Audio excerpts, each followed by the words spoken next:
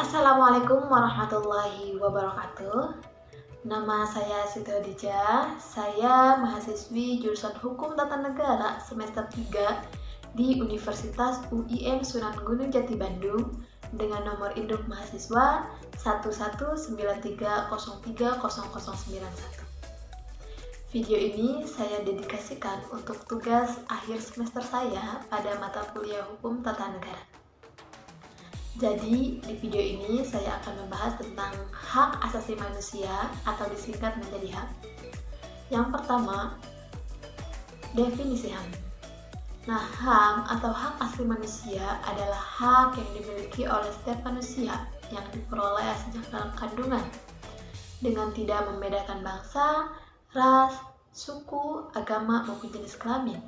Dan HAM ini bersifat universal serta dilindungi dan didukung oleh hukum dan perjanjian nasional maupun internasional. Hak asasi manusia juga mencakup hak sipil, politik, seperti hak untuk hidup, kebebasan, dan kebebasan berekspresi. Selain itu, ada juga hak sosial, budaya, dan ekonomi, termasuk hak untuk berpartisipasi dalam kebudayaan, hak atas pangan, hak untuk bekerja, dan hak atas pendidikan. Yang kedua, makna HAM. Ada dua nilai kunci menjadi dasar konsep hak asasi manusia. Yang pertama adalah martabat manusia, dan yang kedua adalah persamaan. Hak asasi manusia sebenarnya adalah definisi atau percobaan dari standar dasar yang diperlukan untuk kehidupan yang bermartabat. Universalitas mereka berasal dari keyakinan bahwa semua orang harus diperlakukan sama. Kedua nilai kunci ini hampir tidak kontroversial, itulah sebabnya hak asasi manusia didukung oleh semua budaya dan agama di dunia. Orang-orang pada umumnya setuju bahwa kekuasaan negara atau sekelompok individu tertentu tidak terbatas atau sewenang-wenang. Tujuannya harus menjadi yurisdiksi yang menjunjung tinggi martabat kemanusiaan semua individu dalam suatu negara. Hak asasi manusia juga memiliki beberapa karakteristik khusus, yaitu yang pertama, hak asasi manusia berlaku sama untuk semua orang. Yang kedua, hak asasi manusia bersifat universal. Yang ketiga, hak asasi manusia tidak dapat dicabut. Yang keempat, hak asasi manusia saling bergantung. Dan yang terakhir, hak asasi manusia adalah cerminan dari kebutuhan dasar hidup. Yang ketiga, analisis hak asasi manusia di Indonesia. Menurut saya, hak asasi manusia di Indonesia kurang mendapatkan perhatian dari pemerintah kita. Hal ini dibuktikan dengan beberapa pelanggaran yang banyak terjadi di Indonesia, seperti pembunuhan, diskriminasi, hingga pelecehan.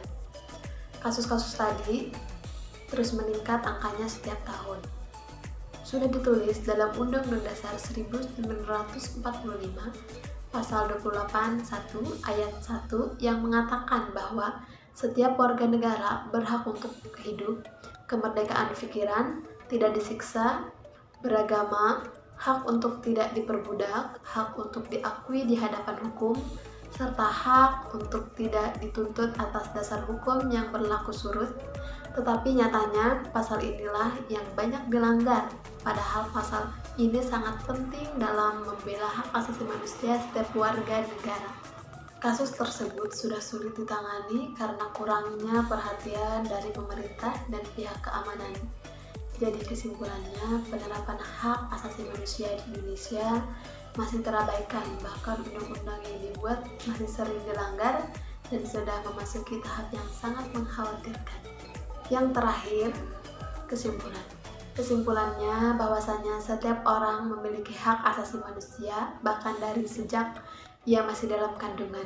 Hak asasi manusia ini bersifat universal dan dilindungi serta didukung oleh hukum. Ada dua nilai kunci menjadi dasar konsep hak asasi manusia.